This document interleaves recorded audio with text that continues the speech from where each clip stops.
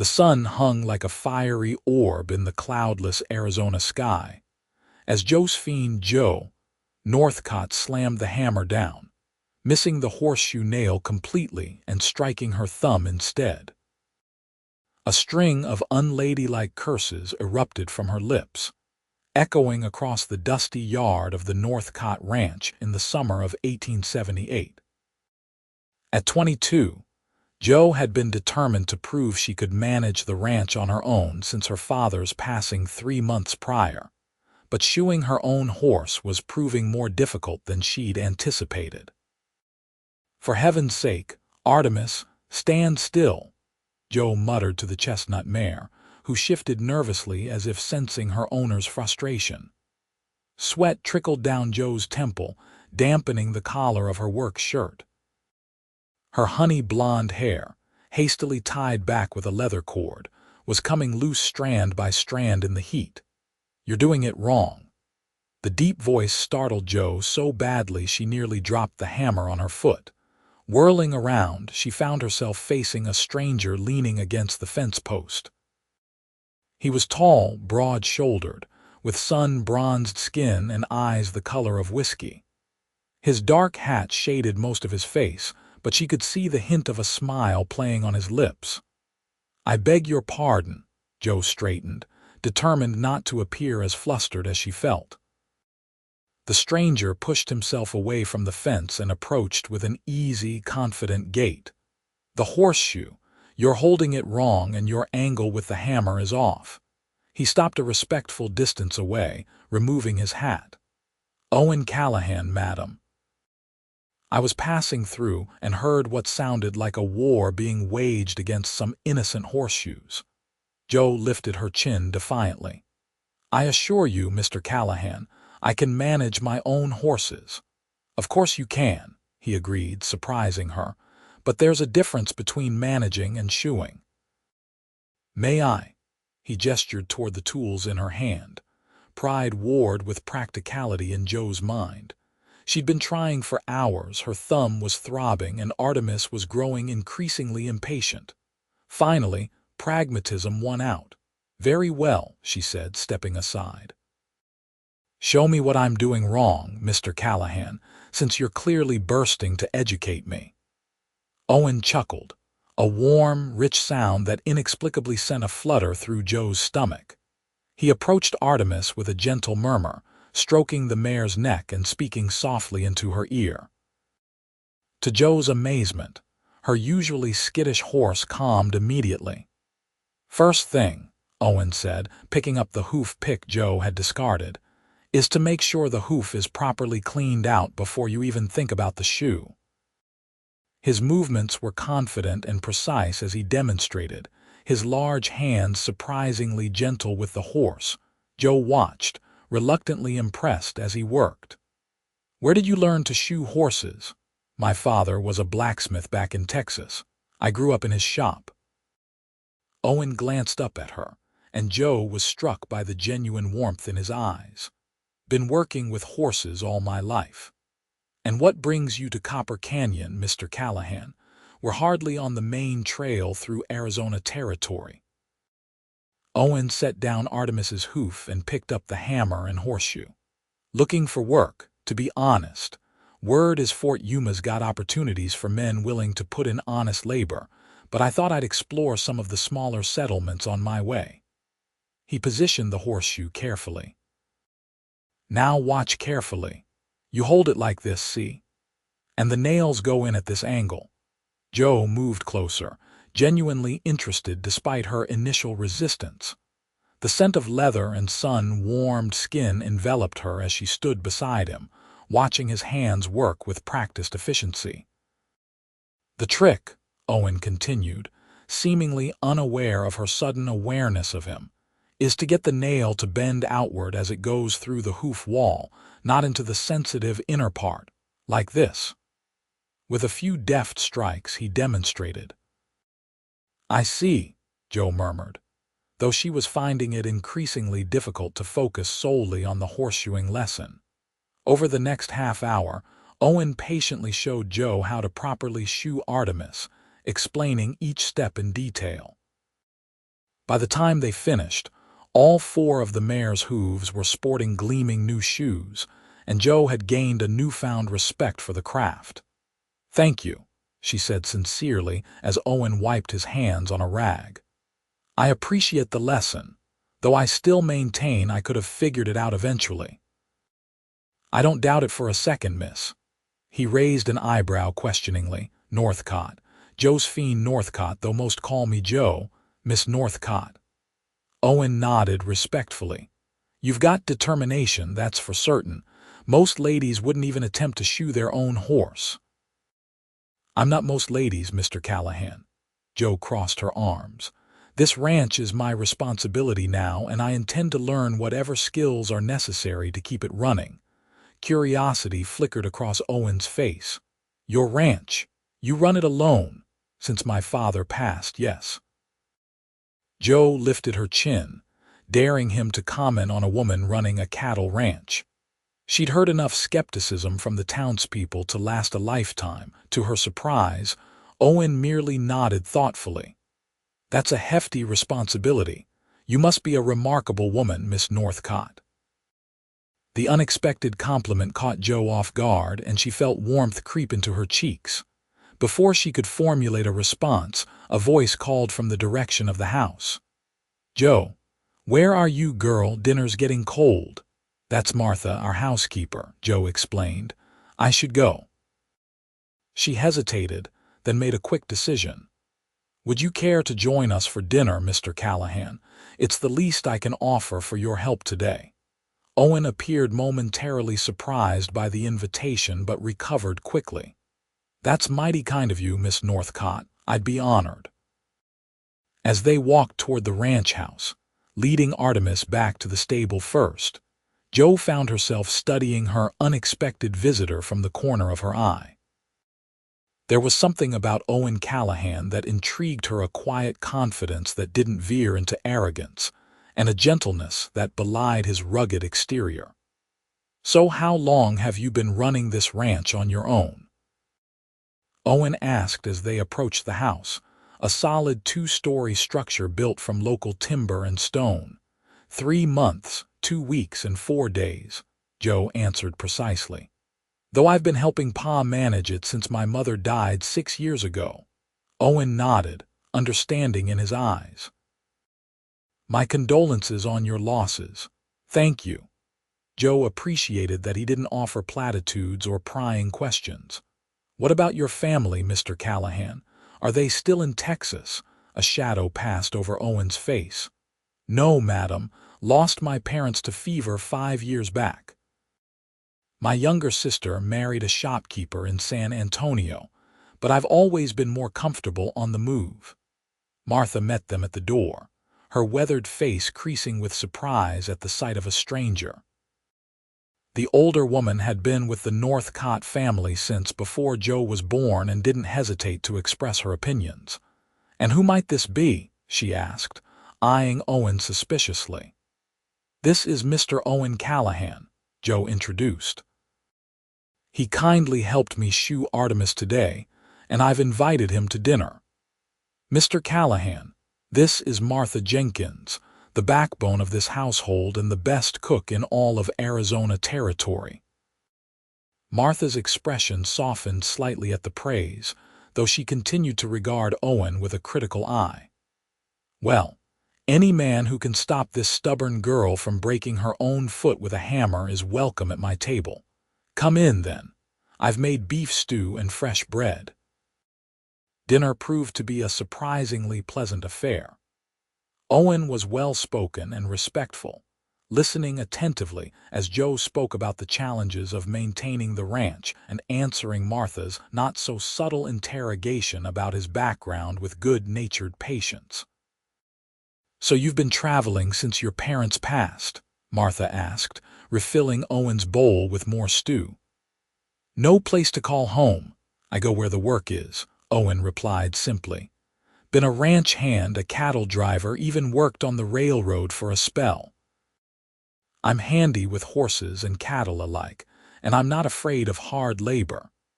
Joe found herself watching the way his hands moved as he spoke, strong, capable hands that had so deftly handled the horseshoe nails earlier. "And now you're heading to Fort Yuma," Owen nodded. "Heard they're expanding some operations there. Figured I'd try my luck." Martha and Joe exchanged a quick glance that Owen didn't miss. "Something I should know about Fort Yuma?" he asked. Joe hesitated, then decided honesty was best. "The work opportunities might not be as plentiful as you've heard. The Army scaled back operations last year, and many of the businesses that relied on their presence have struggled since." Owen absorbed this information with a thoughtful frown. "I appreciate the warning. Seems I might need to rethink my plans." An idea had been forming in Joe's mind throughout dinner, a potentially risky idea, but one that could solve multiple problems at once. She took a deep breath before speaking. "Mr. Callahan, I might have a proposition for you." Joe ignored Martha's sharp glance. "I'm in need of an experienced ranch hand, someone who knows horses and cattle, who can help with the daily operations while I focus on the business aspects." She straightened her shoulders. "It would be temporary, of course, just until I can hire a full crew for the coming season, but it would provide you with steady work and lodging in the meantime." Owen studied her for a long moment, his expression unreadable. "That's a generous offer, Miss Northcott. But I have to ask, why would you trust a stranger with your livelihood?" It was a fair question, and one Joe had asked herself even as the words left her mouth. "I trust my judgment of character, Mr. Callahan, and Martha here has an almost supernatural ability to spot a liar or a cheat." Joe smiled slightly. "Besides, anyone who takes the time to properly teach a stubborn woman how to shoe a horse rather than simply doing it for her and riding away has earned at least the benefit of the doubt in my book." A slow smile spread across Owen's face, reaching his eyes and creating small crinkles at the corners. "When you put it that way, Miss Northcott, I'd be a fool to decline. I accept your offer with gratitude." "Excellent," Joe said, ignoring the flutter in her chest at his smile. "You can stay in the bunkhouse. It's empty now, but it's clean and has everything you'll need. We can discuss specific duties and compensation in the morning." Martha cleared her throat pointedly. "Well, if that's settled, I suggest we finish our meal before it gets cold. And Mr. Callahan, you'll be wanting pie after. Made it fresh this morning, apple with cinnamon." "That sounds wonderful, Mrs. Jenkins," Owen replied warmly. "And please call me Owen." "I'll call you Mr. Callahan until I decide otherwise," Martha said firmly, but there was a hint of approval in her eyes that Joe recognized well. Later that night, after Owen had settled into the bunkhouse and Martha had retired to her room, Joe stood on the porch, gazing up at the star-filled sky. The air was cooling rapidly, as it always did in the desert after sundown, but she welcomed the chill after the heat of the day. "Did I make a mistake, Pa?" she whispered to the night air. "Hiring a man I just met to help run your ranch?" The stars offered no answer, but as Joe thought about Owen Callahan, his gentle handling of Artemis, his patient instruction, the respect in his eyes when she'd spoken of running the ranch, she couldn't bring herself to regret her impulsive decision. There was something about him that inspired trust, despite her usual caution around strangers. With a sigh, Joe turned back toward the house, unaware that from the bunkhouse window, Owen was watching her silhouette against the night sky.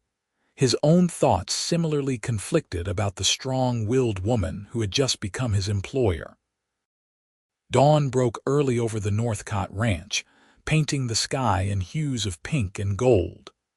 Joe was already up and dressed in practical riding clothes, a split skirt that allowed her to ride astride, a crisp white shirt, and a leather vest that had belonged to her father.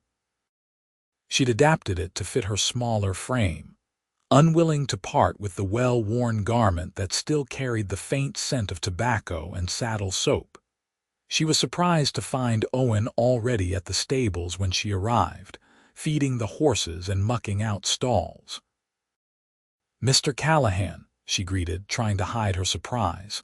"You're an early riser." Owen looked up from his work, his shirt sleeves rolled to the elbows revealing tanned forearms. "Good morning, Miss Northcott. Hope you don't mind me getting started. Figured I should earn my keep right away." "Not at all. I appreciate the initiative." Joe moved to Artemis's stall, running a hand along the mare's glossy neck. "I thought we might ride the property today so you can get familiar with the layout. It's not the largest spread in the territory, but it's good land with reliable water sources." Owen nodded, leaning on the pitchfork he'd been using. "Sounds sensible. I noticed you've got about 30 head in the near pasture. Is that your full stock?" Joe shook her head. "No, there should be another 50 or so grazing in the North Range. At least, there were when we did the last count 3 weeks ago." She hesitated, then admitted, "I've been having trouble keeping up with everything since Pa died. Our previous hands left for the silver mines in Tombstone. Better pay, less risk than ranching in these parts." "Understandable," Owen said without judgment. "Cattle ranching is tough business, especially with the droughts we've been having these past few years." Joe appreciated his matter-of-fact approach. Most men would have used this admission as an opportunity to question a woman's ability to run a ranch, but Owen simply acknowledged the difficulty of the industry as a whole. "The drought has been challenging," Joe agreed, "but we have water rights to Shadow Creek, which runs year-round. It's one advantage my father secured early on that's kept us viable even in the dry seasons." They worked side by side, feeding and grooming the horses, falling into a surprisingly comfortable rhythm. Joe found herself watching Owen's methodical movements, the easy way he handled the animals, the respectful distance he maintained from her despite their proximity in the stable. After a quick breakfast prepared by Martha, who had grudgingly admitted that Owen knew how to make himself useful after seeing the already completed stable chores, they saddled their horses for the property tour. Joe rode Artemis, while Owen took Maverick, a steady black gelding that had been her father's preferred mount. "He seems to have taken to you," Joe observed as they rode out from the ranch yard. "Maverick's usually suspicious of strangers." Owen patted the horse's neck affectionately. "He's a good judge of character." "Is that so?" Joe raised an eyebrow. "And what character has he judged you to be, Mr. Callahan?" "Trustworthy, I hope," Owen replied with a smile that crinkled the corners of his eyes. "Though I reckon that's for you to decide in the long run, Miss Northcott." The morning passed pleasantly as they rode the boundaries of the Northcott property. Joe pointed out the creek that served as their water source, the various pastures, and the wooded area to the north that provided shelter for the cattle during the hottest parts of summer. Owen listened attentively, occasionally asking insightful questions about grazing rotation, water management, and predator concerns. "We've had some trouble with wolves last winter," Joe explained as they stopped to rest the horses near a grove of cottonwood trees. "Lost 7 calves before we managed to track the pack." "That's rough," Owen sympathized. "Wolves are just trying to survive like the rest of us, but they can decimate a herd if left unchecked. Do you have a good rifle?" Joe dismounted, allowing Artemis to drink from the creek. "Pa's Winchester." "I'm a fair shot, but tracking isn't my strength." Owen swung down from his saddle, leading Maverick to the water. "I could help with that. Learned tracking from an old Comanche who worked my father's land when I was a boy." "You're full of surprises, Mr. Callahan." Joe studied him with renewed interest. "Life has a way of teaching you what you need to know if you're willing to learn." Owen squatted down, examining tracks in the mud by the creek bank. Speaking of which, you've had visitors recently. Cattle, not yours, based on the hoof prints and at least 3 riders.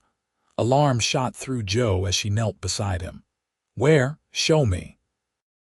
Owen pointed out the subtle signs she'd missed: hoof prints with a distinctive pattern, the impression of a boot with a star-shaped mark on the heel, disturbed vegetation that indicated a small herd had been driven through. When did this happen?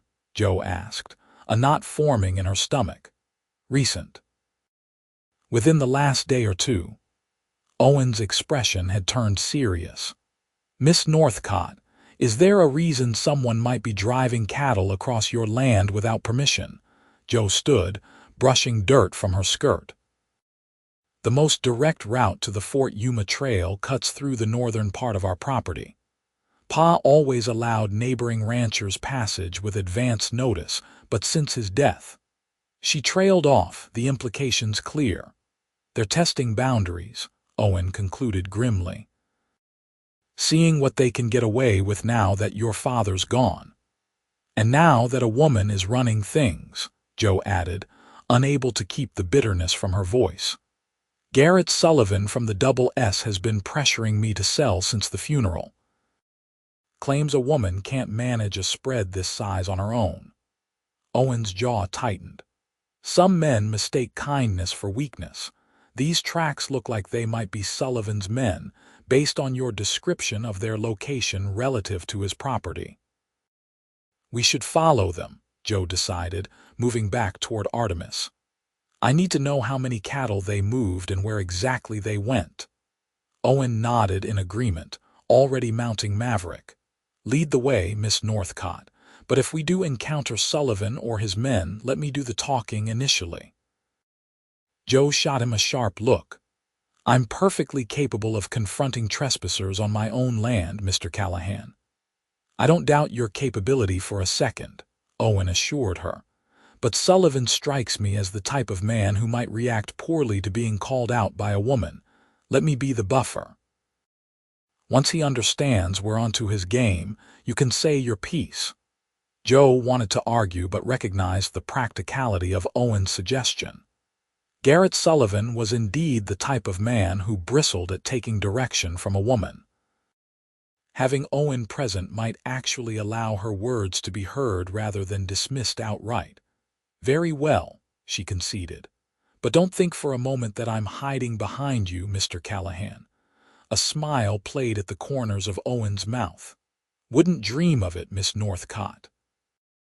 They followed the tracks north, Owen pointing out signs Joe would have missed on her own. The trail eventually led them to a broken section of fence along the property line shared with the Double S Ranch. Evidence showed that at least 20 head of cattle had been driven through the gap. This wasn't accidental, Owen said, dismounting to examine the fence. These posts were deliberately loosened. See here. He pointed to marks in the wood. Someone used tools to weaken the structure so it would appear to have failed naturally. Anger flared in Joe's chest. Sullivan's becoming bolder. First he offers to buy my land at half its worth, claiming he's doing me a favor, and now this. Owen's expression was grim as he remounted. Men like Sullivan operate on intimidation. He's trying to wear you down, make running this place seem more trouble than it's worth. Well, he's about to learn I'm not easily intimidated, Joe declared, turning Artemis toward the Double S. Let's pay Mr. Sullivan a visit, shall we? The ride to the Sullivan Ranch took less than an hour. Unlike the modest but well-maintained Northcott property, the Double S was ostentatious, with a sprawling main house, numerous outbuildings, and a decorative archway marking the entrance to the property. Several ranch hands stopped their work to stare as Joe and Owen rode up to the main house. Garrett Sullivan himself was on the porch, a portly man in his 50s with a florid complexion and small, calculating eyes. He watched their approach with obvious surprise that quickly shifted to smugness when he recognized Joe. Well, Miss Northcott, he called as they dismounted. Finally come to your senses about my offer. Joe lifted her chin, meeting his gaze directly. "Mr. Sullivan, we need to discuss the 20 or so head of cattle your men drove across my land without permission, damaging my north fence in the process." Sullivan's eyes flicked to Owen, narrowing slightly. "And who might this be? Finally hired yourself a foreman, have you? Wise decision for a woman in your position." "This is Owen Callahan," Joe introduced, deliberately omitting any explanation of Owen's role. "Mr. Callahan, this is Garrett Sullivan of the Double S." Owen tipped his hat politely but remained silent, allowing Joe to take the lead as she'd clearly intended despite their earlier agreement. Sullivan shifted uncomfortably under Joe's steady gaze. "I don't know what you're talking about, Miss Northcott. My men have strict instructions to respect property boundaries." "Strange," Owen interjected mildly, "because the tracks we followed from the damaged section of Miss Northcott's fence led directly to your south pasture. Cattle with your brand are grazing there right now." Sullivan's face reddened. "Are you calling me a liar, mister?"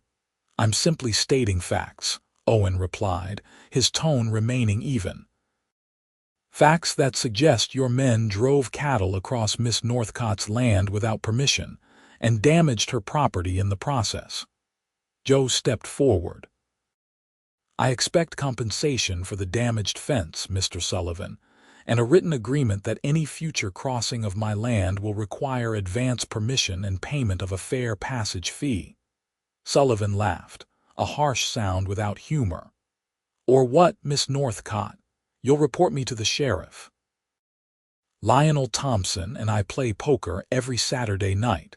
I doubt he'll take the word of a grieving daughter and her hired hand over mine." "Actually," Joe countered smoothly, "I was thinking more along the lines of discussing your trespassing with the Army quartermaster at Fort Yuma. I understand they're reviewing beef contracts for the coming year, and my father had excellent relations with Colonel Bennett." The smug expression slipped from Sullivan's face.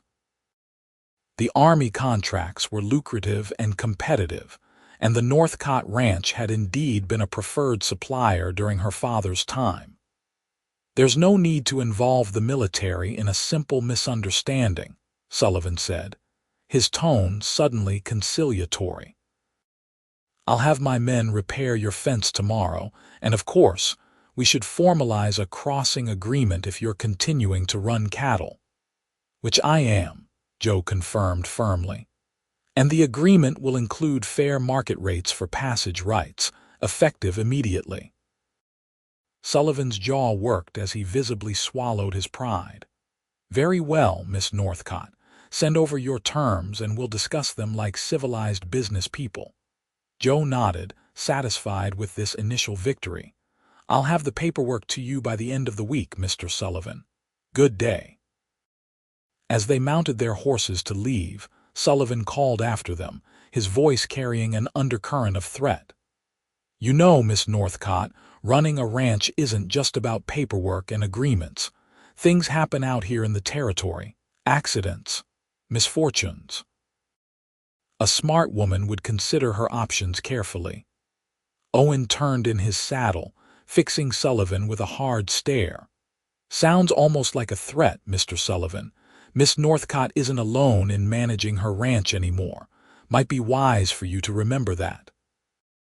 Sullivan's face darkened, but he said nothing more as they rode away. Once they were out of earshot, Joe let out a breath she hadn't realized she was holding. "Thank you for that last statement, Mr. Callahan. It appears having you around might prove useful in more ways than I anticipated." Owen's expression was troubled. Sullivan's not the type to give up easily. That comment about accidents wasn't subtle.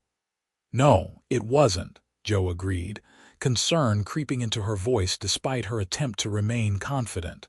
"But I won't be bullied off my family's land." "I admire your resolve, Miss Northcott," Owen said sincerely. "But we should be vigilant in the coming days. Men like Sullivan rarely make idle threats." As they rode back to the Northcott Ranch, Joe found herself grateful for Owen's steady presence beside her. For the first time since her father's death, she didn't feel quite so alone in her struggle to preserve her inheritance and independence. The next several days established a routine at the Northcott ranch. Owen proved himself to be an invaluable help, rising before dawn each day to tackle the endless chores of ranch life. Joe found herself increasingly impressed by his work ethic and his knowledge of cattle ranching. He never complained, even when tasks were difficult or unpleasant, and he treated Martha with the same respect he showed Joe. True to his word, Sullivan sent men to repair the damaged fence, though they did so with obvious reluctance and poor grace. Joe drafted a formal crossing agreement with terms that were fair but firm, and after some grumbling, Sullivan signed it. It was a small victory, but an important one in establishing that Joe would not be easily manipulated or intimidated. As the days passed, Joe found herself watching Owen when he wasn't aware the way sunlight played on his dark hair when he removed his hat to wipe his brow. The easy strength in his movements as he worked with the cattle, the gentleness in his hands when treating a calf with a leg injury. There was a quiet competence about him that she found increasingly attractive, though she tried to dismiss such thoughts as inappropriate. For his part, Owen seemed content with the arrangement, throwing himself into the work of the ranch with enthusiasm. He was respectful of Joe's position as his employer, but didn't hesitate to offer suggestions when he saw room for improvement. Unlike many men Joe had encountered, he didn't seem threatened by her intelligence or independence. One evening, about 2 weeks after Owen's arrival, they sat on the porch after dinner, enjoying the cooler air as twilight settled over the land. Martha had retired early with a headache, leaving them alone with their thoughts and the chirping of crickets. "You've done remarkable work here, Miss Northcott," Owen said, breaking the comfortable silence. "Most people wouldn't have managed half so well after losing a parent and having to take over an operation like this." Joe looked out over the land that had been her family's for 2 generations. "This ranch is everything to me, Mr. Callahan. It's not just land and cattle, it's my heritage, my future.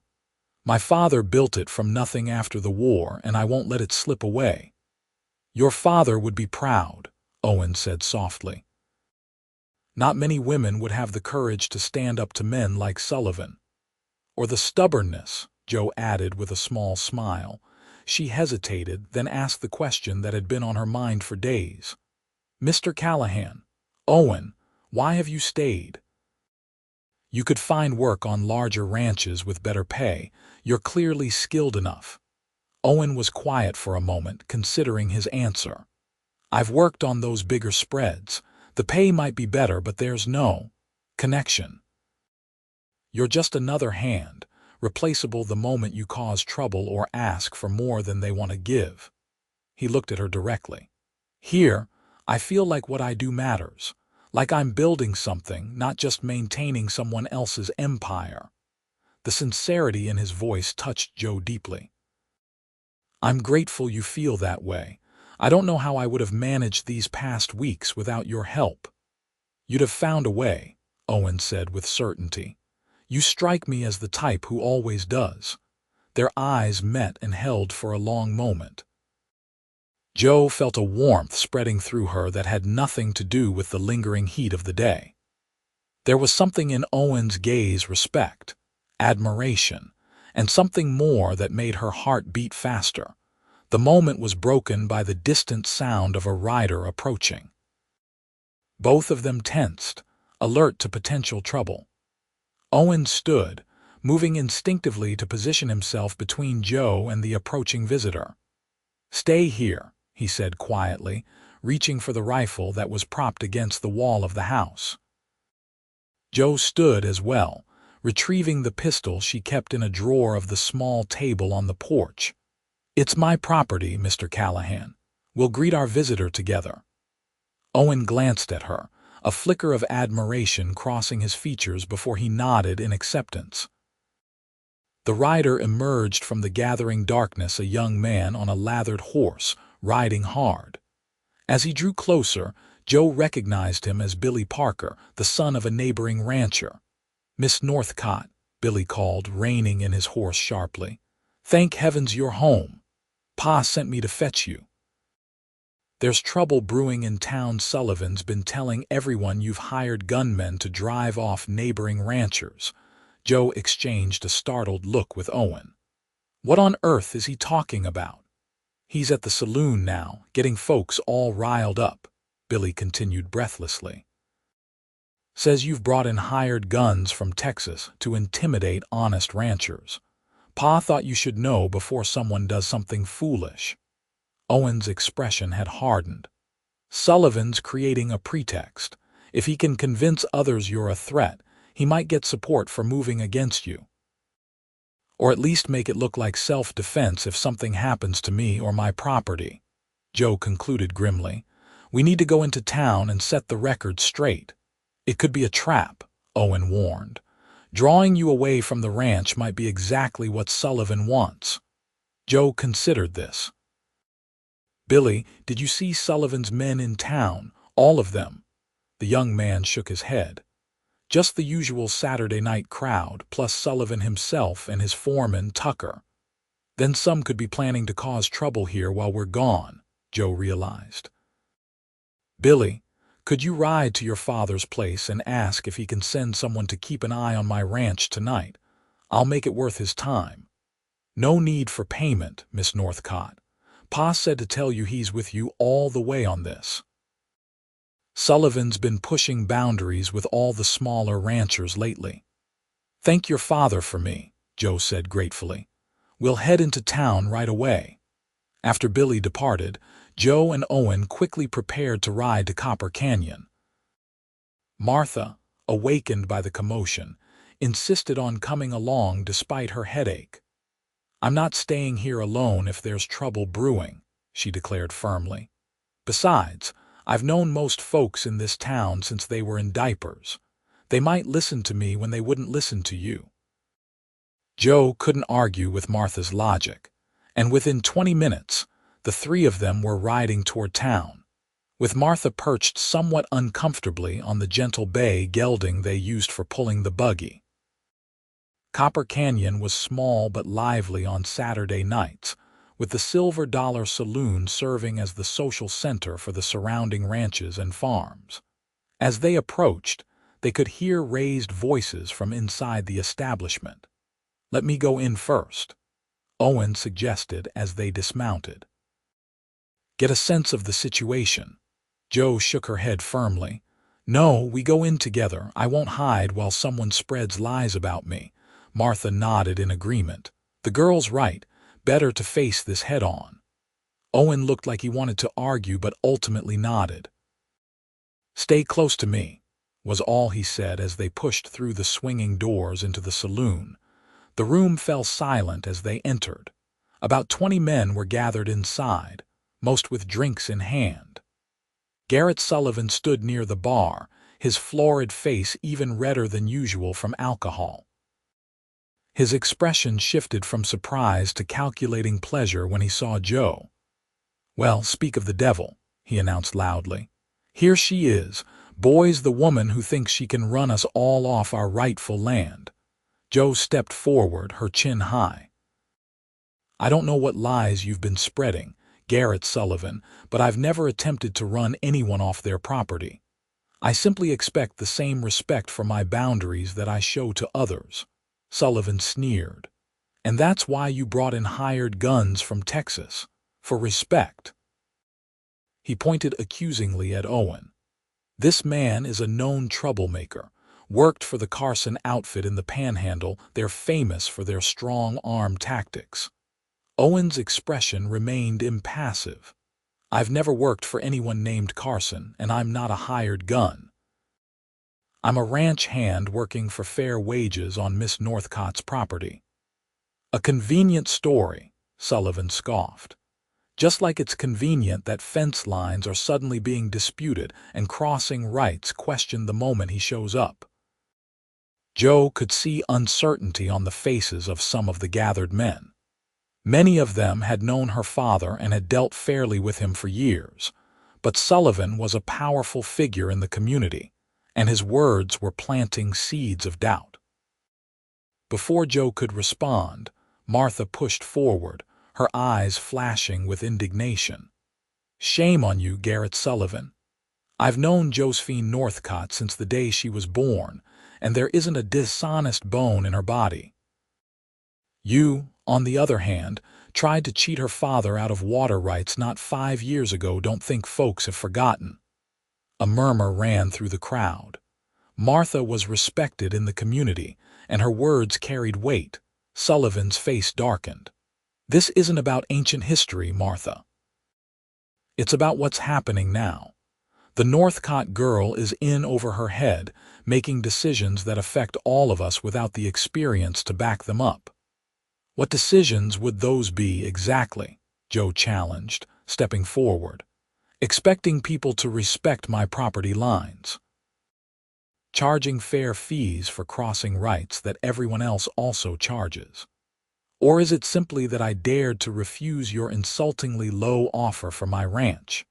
The last question hit home, and several men looked at Sullivan with new speculation in their eyes. An older rancher named Peterson, who had been a friend of Joe's father, spoke up. "Is that true, Sullivan? You've been trying to buy the Northcott place?" Sullivan shifted uncomfortably. "I made a fair offer, considering the circumstances." "Half the market value is hardly fair," Joe countered. "And when I refused, suddenly my fences get broken and my cattle go missing. Interesting timing, wouldn't you say?" "That's a serious accusation," the bartender commented, leaning forward on his bar. "It's nonsense," Sullivan blustered.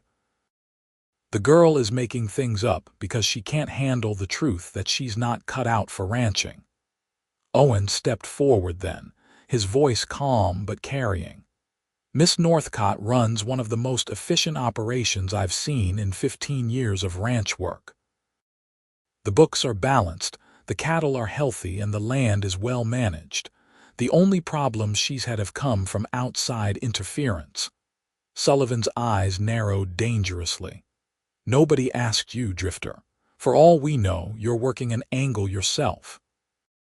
Cozy up to a vulnerable woman, help yourself to her property." Something dangerous flashed in Owen's eyes, and Joe laid a restraining hand on his arm, feeling the tension in his muscles. "Mr. Callahan works for me, not with me," Joe stated clearly. "And I'm far from vulnerable, Garrett. I was raised by a man who taught me to stand my ground and recognize a snake when I see one." Peterson chuckled at that, and several others joined in, the mood in the room shifting. "Listen, folks," Joe continued, addressing the entire gathering. "I have no quarrel with any honest rancher in this territory. All I want is to run my father's ranch in peace and be treated with the same respect he was afforded." "Is that really so unreasonable?" One by one, the men in the room seemed to consider her words. Many of them had known Joe since childhood and had respected her father greatly. Sullivan's accusations were beginning to sound hollow in the face of her straightforward appeal.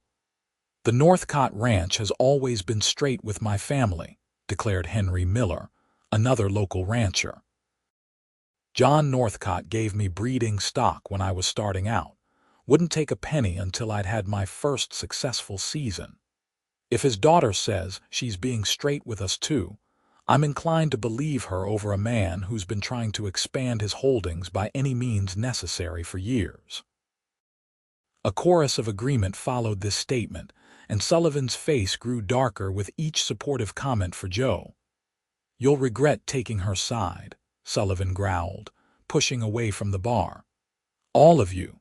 This territory is changing, and the small spreads won't survive what's coming."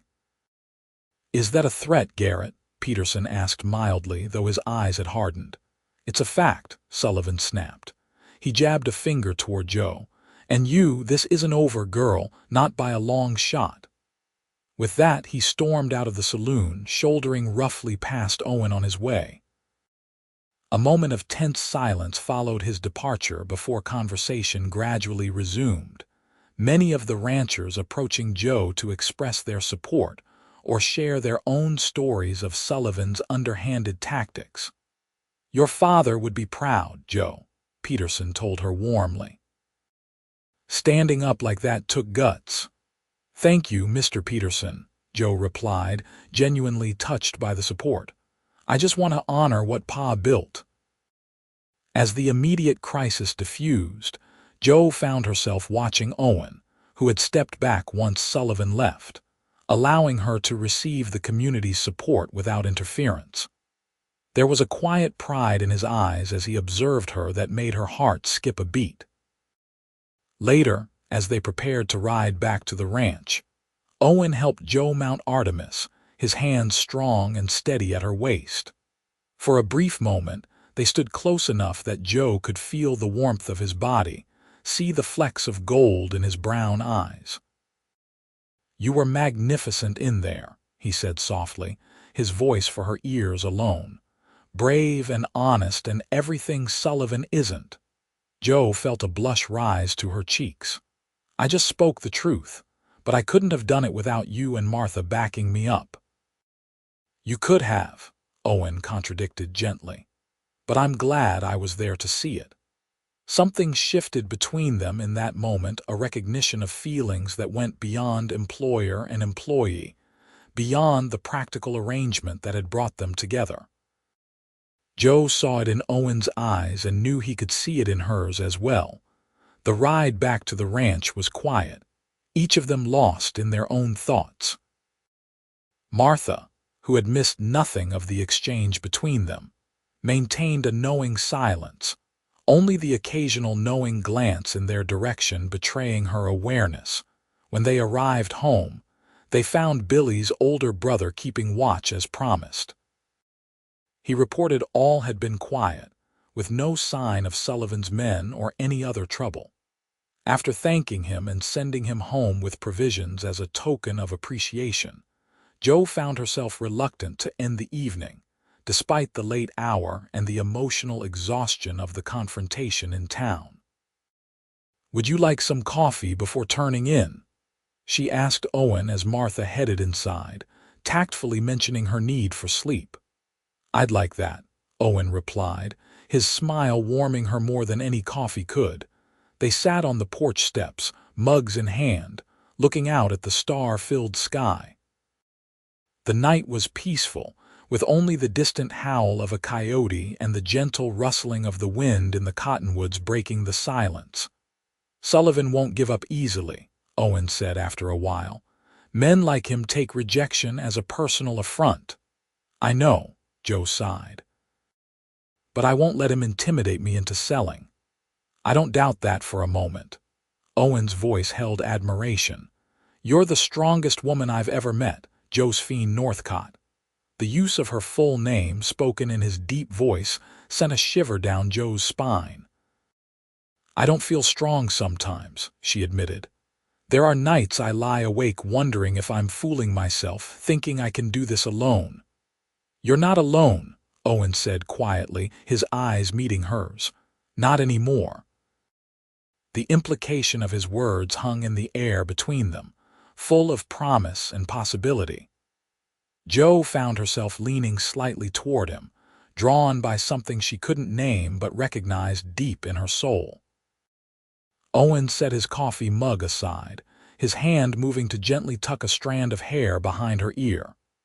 The touch was feather-light but sent electricity coursing through her body. "Miss Northcott, Joe," he began, his voice husky with emotion. "I know I've only been here a short while, but I need to tell you the sound of a rifle shot shattered the night, the bullet splintering the porch post inches from Owen's head."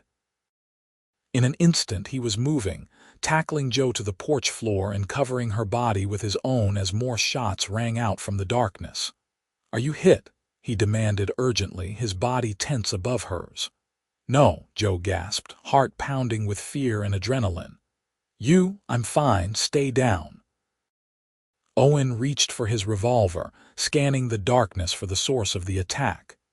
Can you make it inside? Not without you, Joe insisted, gripping his arm. More shots came, one shattering the window of the front room. They could hear Martha's startled cry from inside. Sullivan's men, Joe whispered, anger replacing fear. It has to be. Probably, Owen agreed grimly. They're firing from the tree line. I count at least 3 shooters. He made a quick decision.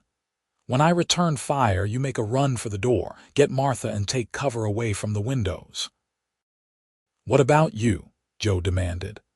I'll be right behind you, he promised, though something in his eyes told her he was considering another plan entirely. Before she could argue further, Owen rose slightly and fired 3 rapid shots toward the trees. Now, he hissed, and Joe scrambled to her feet, dashing for the door as bullets splintered wood around her. Inside, she found Martha huddled behind the solid oak dining table, her face pale but determined, a shotgun in her hands. Are you all right? Joe asked breathlessly, dropping down beside her.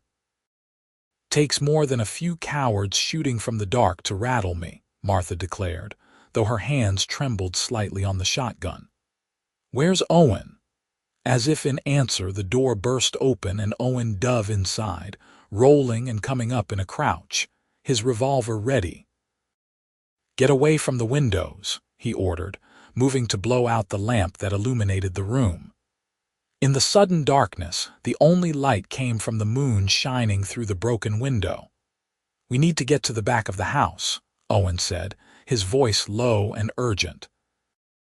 That wall's stone better protection. They moved carefully through the house to the kitchen at the rear, which was indeed built with stone walls rather than the wood that composed most of the structure. Once there, Owen positioned Joe and Martha in the corner furthest from any openings. I'm going out the back, he told them, checking his ammunition. That's madness, Joe protested. There could be more of them around the house. Which is exactly why I need to check, Owen replied firmly. If they're just trying to scare us, they'll keep shooting from a distance.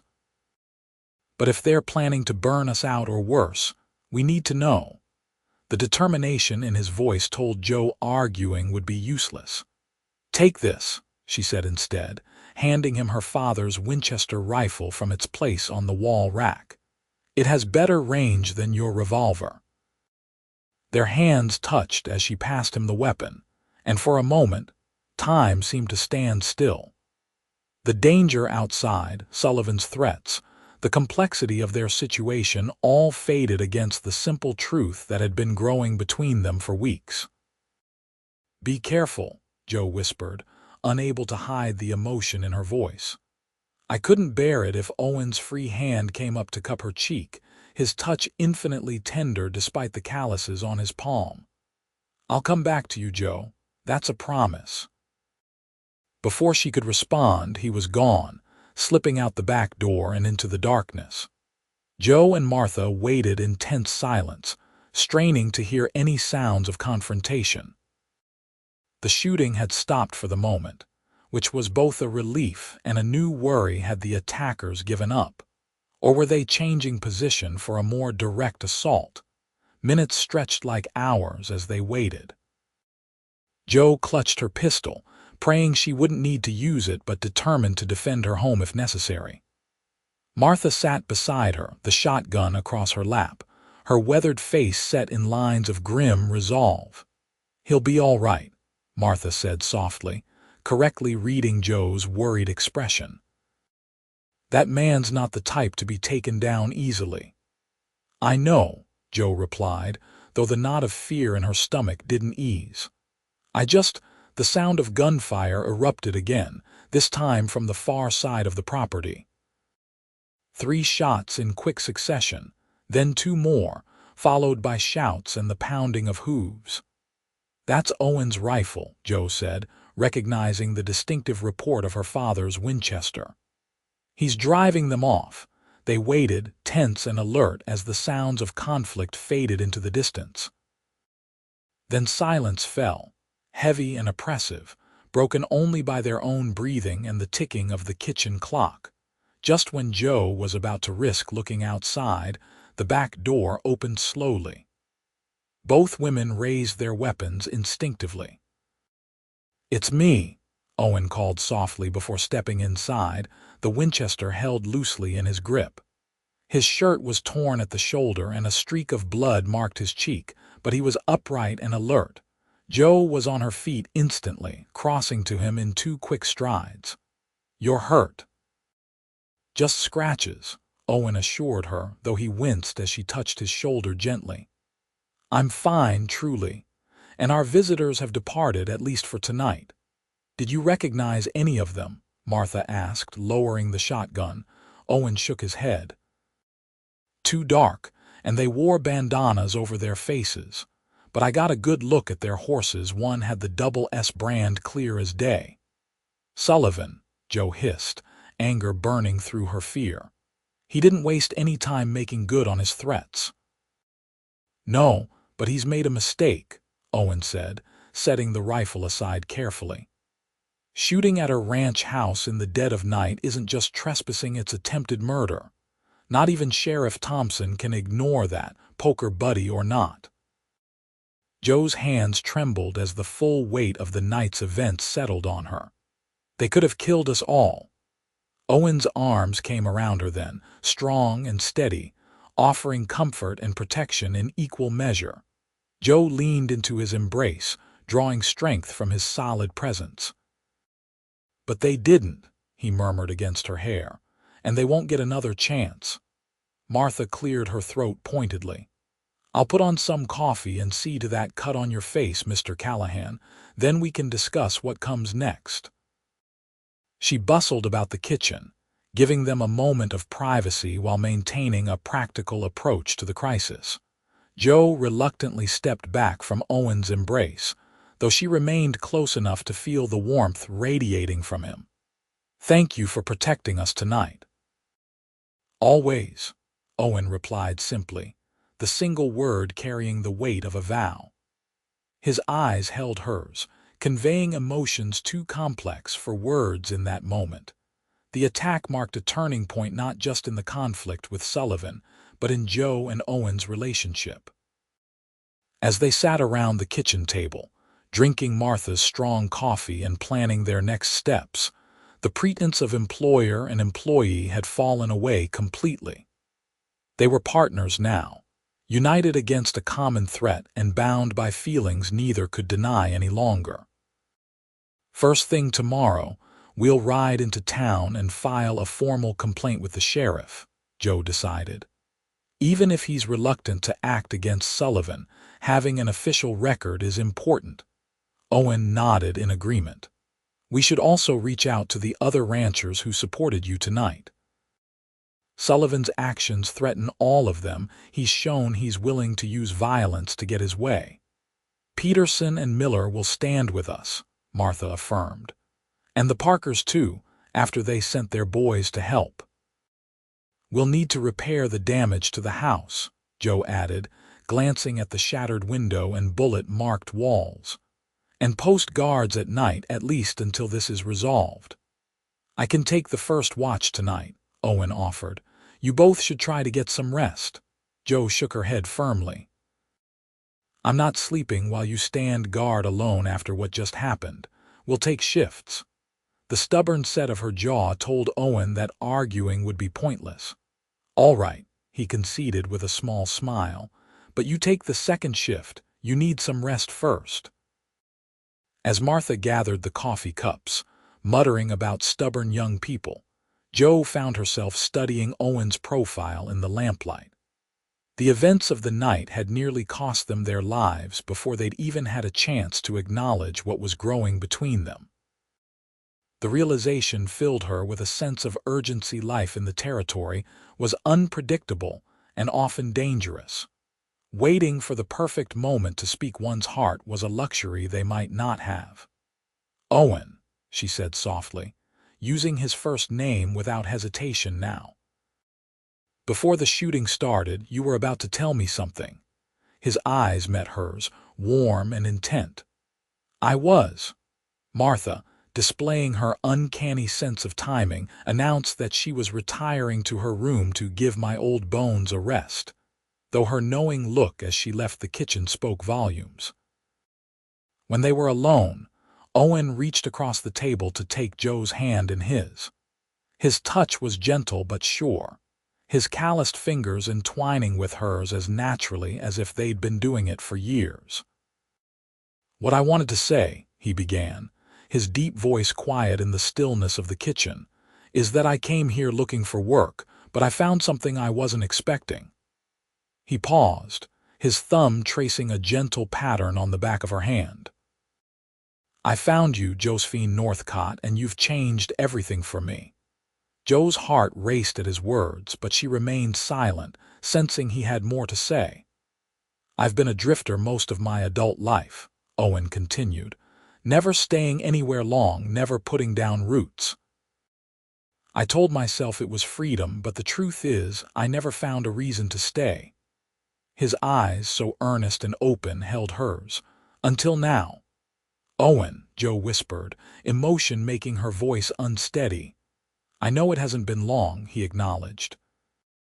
"And the timing couldn't be worse with Sullivan's threats hanging over us. But tonight made me realize that life's too short and too uncertain to leave important things unsaid." He took a deep breath. "I've fallen in love with you, Joe. Your strength, your determination, your kindness. Everything about you." Joy bloomed in Joe's chest, bright and powerful. "I love you too," she replied, the words coming easily now that they'd been spoken aloud. "I think I've been falling in love with you since you showed me how to shoe Artemis properly." Owen's smile was like sunrise breaking across his face. "That was the luckiest day of my life, finding you struggling with that horseshoe." "I wasn't struggling," Joe protested automatically, then laughed at herself. "All right, I was making a complete mess of it. But in my defense, Pa always handled that task." "And now," Owen asked, his expression growing serious again, "what happens now with us?" Joe squeezed his hand. "Now we face whatever comes together. Sullivan, the ranch, all of it, as partners if that's what you want." "Partners," Owen repeated, his voice warm with approval. "I want that more than anything. But Joe, when this trouble with Sullivan is behind us, I want to court you properly, if you'll allow it." The formal request, so at odds with the life and death situation they'd just faced together, made Joe smile tenderly. "I think we're well past the need for formal courting, Owen Callahan, but yes, I'd like that very much." He raised her hand to his lips, pressing a gentle kiss to her knuckles. The simple gesture sent warmth flowing through Joe's entire body. "Then it's settled," he murmured against her skin. In that moment, with danger temporarily held at bay and the promise of dawn still hours away, they sealed their newfound understanding with a kiss gentle at first, then deepening with all the emotion they'd been holding back for weeks. When they finally parted, both slightly breathless, Owen rested his forehead against hers. "You should try to get some rest," he said reluctantly. "I'll wake you for your shift." Joe nodded, though she was reluctant to leave him. "Be careful," she whispered, pressing one more quick kiss to his lips before standing. "Always," Owen promised, watching her go with eyes that held all the love he'd confessed and more. The following weeks brought both challenges and triumphs for Joe and Owen. True to their plan, they filed a formal complaint against Sullivan with Sheriff Thompson the morning after the attack. Though initially reluctant to believe Sullivan capable of such violence, the sheriff couldn't ignore the physical evidence or the testimony of Martha, whose reputation for honesty was unimpeachable in the community. With pressure from other ranchers who had grown tired of Sullivan's intimidation tactics, the sheriff was forced to investigate. While he couldn't prove Sullivan had ordered the attack directly, 2 of the Double S Ranch hands were identified and arrested for the shooting. Facing prison time, one of them confirmed that Sullivan had indeed instructed them to put a scare into Joe Northcott, though he claimed their boss hadn't specifically ordered them to shoot at the house. The evidence was enough to damage Sullivan's standing in the community significantly. Several business partners distanced themselves from him, and the Army quartermaster at Fort Yuma quietly informed him that his contract would not be renewed for the coming year. For Joe and Owen, the resolution of the conflict with Sullivan allowed them to focus on both the ranch and their deepening relationship. True to his word, Owen courted Joe with an old-fashioned formality that charmed her, completely bringing wildflowers he'd gathered during his daily rounds of the property, carving a delicate wooden hairpin for her birthday, and arranging for a proper dinner in town once a month. Martha watched their blossoming romance with approval, though she didn't hesitate to enforce propriety, insisting Owen maintain his residence in the bunkhouse despite the growing intimacy between them. "There'll be time enough for sharing a roof after vows are exchanged," she informed them firmly. "I promised your father I'd look after you properly, Joe, and that includes your reputation." Joe might have argued, but Owen supported Martha's position, treating Joe with a respect that only made her love him more deeply. Their stolen moments, kisses in the stable, hands clasped while riding the property boundaries, quiet conversations under the stars after Martha had retired became all the sweeter for their restraint. As summer turned to fall, the ranch prospered under their joint management. Owen's practical experience complemented Joe's head for business, and together they implemented improvements that increased productivity and reduced costs. Word spread about the quality of their operation, and when the Army sought new suppliers to replace Sullivan, the Northcott Ranch was first on their list. One crisp October evening, as they sat on the newly repaired porch watching the sunset paint the sky in shades of gold and crimson, Owen took Joe's hand in his. "I've been thinking," he began, a hint of nervousness in his voice that Joe rarely heard. "A dangerous pastime," she teased gently, squeezing his hand. Owen smiled, but the seriousness didn't leave his eyes. "When I first arrived here, I had nothing but the clothes on my back and a few dollars in my pocket. No home, no family, no real purpose beyond surviving another day. And now," Joe prompted when he paused. "Now I have everything a man could want," Owen said softly. "Work that matters, a place that feels like home, and you." He turned to face her fully. "You've given my life meaning, Josephine Northcott. You've shown me what it means to build something lasting, to fight for what matters, to love without reservation." Joe's heart began to race as Owen slid from the porch swing to kneel before her, still holding her hand in his. "I know I'm not a wealthy man," he continued, his voice steady despite the emotion visible in his eyes. "I can't offer you riches or luxury, but I swear to you I'll work every day of my life to make you happy, to protect what we've built together, to be the partner you deserve." From his pocket, he withdrew a small ring, a simple gold band with a modest diamond that caught the last rays of the setting sun. "Josephine Northcott, will you do me the great honor of becoming my wife?" Tears of joy sprang to Joe's eyes as she nodded, too overcome for a moment to speak. "Yes," she finally managed, her voice breaking with emotion. "Yes, Owen Callahan, I will marry you." Owen slipped the ring onto her finger, then rose to gather her in his arms, lifting her from the swing and spinning her in a circle of pure joy.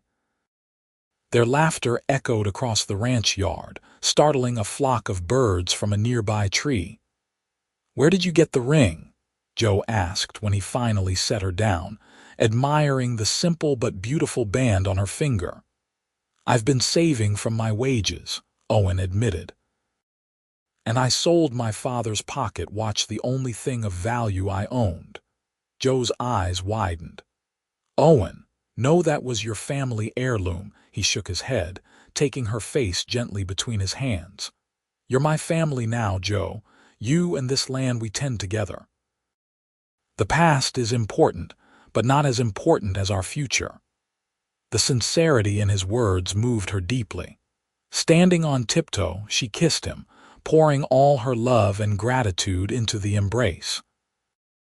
The sound of the front door opening caused them to separate hastily, though not quickly enough to hide their activities from Martha, who stood in the doorway with her hands on her hips. "About time," the housekeeper declared, a rare broad smile spreading across her usually stern features. "I was beginning to think I'd need to lock you in the root cellar together to get things moving along." "You knew?" Joe asked, surprised by Martha's lack of surprise. "Girl, I've known since the day he arrived that this man was meant for you," Martha replied with a sniff. "The way he looked at you when you weren't watching, like you hung the moon and stars. And you weren't much better, mooning over him when you thought no one would notice." Owen laughed, his arm sliding comfortably around Joe's waist. "Are we that transparent, Mrs. Jenkins?" "To anyone with eyes," Martha confirmed. "Now, when's the wedding to be? We'll need time to prepare properly." They were married on Christmas Day in the small church in Copper Canyon that Joe had attended her entire life. The building overflowed with well-wishers, neighboring ranchers and their families, townspeople who had known Joe since childhood, even a delegation from Fort Yuma with whom the Northcott ranch now did regular business. Martha outdid herself preparing the wedding feast, which was held at the ranch after the ceremony. Tables groaned with food, a local fiddler provided music for dancing, and lanterns hung from the trees, creating a magical atmosphere as evening fell. Joe wore her mother's wedding dress, carefully altered by Martha's skilled hands to fit her perfectly. Owen, in a new suit purchased for the occasion, couldn't take his eyes off his bride, his expression of wonder and devotion noticed by everyone present. "Your father would be so proud," Peterson told Joe as he claimed a dance with the bride. "He always wanted to see you happily settled, though he knew better than to push. You've found a good man in Callahan." "The best," Joe agreed, her eyes finding Owen across the room where he was engaged in conversation with several of the other ranchers. As if sensing her gaze, he looked up, his smile warming her from across the distance. When the last guest had departed and Martha had tactfully retired to her room, Owen carried Joe across the threshold of the main house, their house now, truly shared as husband and wife. The bunkhouse that had been his home for months would now serve its original purpose when they hired additional hands for the spring roundup. In the privacy of what was now their bedroom, Owen kissed his new wife with a tenderness that spoke volumes about his feelings for her. "Mrs. Callahan," he murmured against her lips, the new name still sounding wonderfully strange to both of them. "I like the sound of that," Joe admitted, her hands resting on his chest, feeling the strong, steady beat of his heart beneath her palm. "Though I suspect most folks will still call me Joe Northcott when it comes to ranch business." "As they should," Owen agreed readily. "You've built a reputation to be proud of. I'd never ask you to set that aside." His understanding, his respect for her independence even as they joined their lives, was one of the countless reasons Joe loved him. "We'll build our future together," she said softly. "The Northcott Callahan Ranch has a nice ring to it, don't you think?" Owen's smile was brilliant in the soft lamplight. "I think it sounds perfect." Spring brought new beginnings to the ranch. The cattle thrived, new calves strengthened the herd, and the apple trees in the small orchard Martha tended bloomed in a profusion of pink and white blossoms. Joe and Owen settled into married life with a natural ease that surprised them both. their partnership deepening with each passing day. Word came that Sullivan had sold the Double S and departed for California.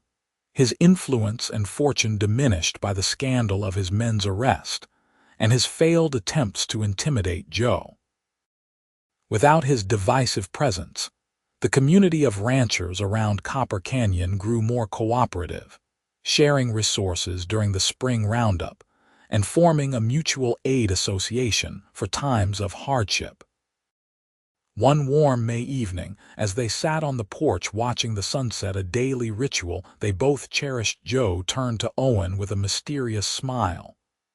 "I have something to tell you," she said, taking his hand and placing it gently on her still flat stomach. "Martha confirmed it yesterday. We're going to have a baby come winter." Owen's expression transformed from confusion to wonder to unbridled joy in the span of seconds. "A baby," he whispered, his voice thick with emotion. "We're going to be parents," Joe nodded, her own eyes shining with happy tears. "Around Christmas, Martha thinks. A year after our wedding." Owen gathered her into his arms with a care that made Joe laugh despite her own emotional state. "I'm not made of glass, Owen. The baby's barely the size of a bean right now." "Still," he insisted, holding her as if she were the most precious thing in the world, which to him she was. "I can't believe it. A child, our child." The wonder in his voice, the pure love in his eyes, filled Joe's heart to overflowing. From that first day when he'd found her struggling with a horseshoe and stopped to help, their lives had intertwined in ways neither could have imagined. Now they were building not just a ranch, but a family, a legacy that would extend far beyond themselves. As twilight deepened into night and the first stars appeared overhead, Joe rested her head on her husband's shoulder, content in a way she had never believed possible before Owen came into her life. Together they had faced threats and overcome challenges, finding in each other the strength to build a life that honored the past while embracing the future. "I love you, Owen Callahan," Joe murmured, the simple words containing a universe of meaning. "And I love you, Josephine Callahan," Owen replied, his arm tightening around her shoulders. "More than I ever thought possible." The night wrapped around them like a blanket, peaceful and full of promise. On the Northcott Callahan ranch, all was well, and the future stretched before them, bright with possibility.